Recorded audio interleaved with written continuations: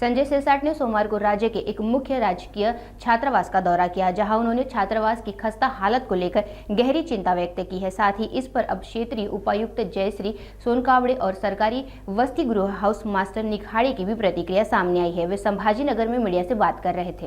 हा सर, मी थोडंसं माझ्याकडे डबल चार्ज असल्यामुळे मी थोडीशी दौऱ्यावर निघाली होती। माझ्याकडे पुष्पनगरीचा डबल चार्ज आहे आणि वैजापूरचा डबल चार्ज आहे। हो सर, आता हे बीएनसी कडे दिलेलं आहे, तरतुदी मंजूर आहे, तर ते त्यांच्या लेवलला डिपेंड आहे। नाही, निधी मंजूर आहे शासकीय। मला त्याच्याबद्दल सांगता नाही येणार जास्त, ते साळुंखे सर आहेत ना, तर मला 6 महिने होत आहे तिथे येऊन।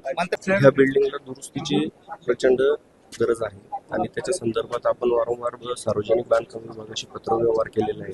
सार्वजनिक बांधकाम विभागाने इस्टिमेट तयार करून सादर केलं होतं, ते आपण शासनाकडे मंजुरीसाठी पाठवलेलं आहे।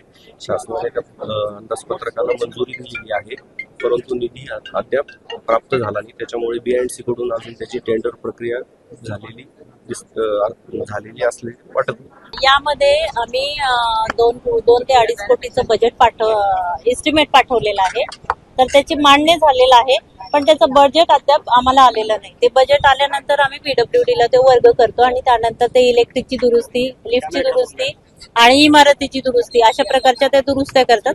ते बजेटचीच आम्ही वाट बघत आहे। आणि हे भोजन ठेक्याचा जो विषय आहे त्याबद्दल आम्ही आयुक्तांना कळवलेला आहे। हे जेवण चांगलं देत नाहीत, स्वच्छता नाही, ह्यांचे भोजन ठेके रद्द करा, कारण तो अधिकार शासनाला आहे। ई गव्हर्नन्स नावाची कंपनी आहे, डीएम एंटरप्राइजेस, ह्या दोघांना औरंगाबाद विभागातील औरंगाबाद, जालना, बीड, परभणी, छत्रपती संभाजीनगर, जालना, बीड, परभणी या 4 जिल्ह्यामधलं भोजन ठेके दिलेले आहेत।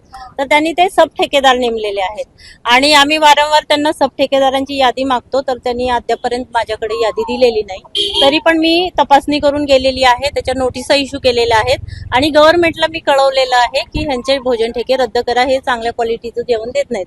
आमचा 26 जुलै 2011चा जो शासन निर्णय आहे त्या अनुषंगाने त्या मानकाप्रमाणे जेवण त्यांनी देणं बंधनकारक आहे, पण तसं जेवण ते इथे देत नाहीत। त्याबद्दल आम्ही त्यांना अनेक वेळेस सूचना केल्यात, पण त्यांच्या सूचनेमध्ये काही फारसा त्यांनी बदल केलेला नाही।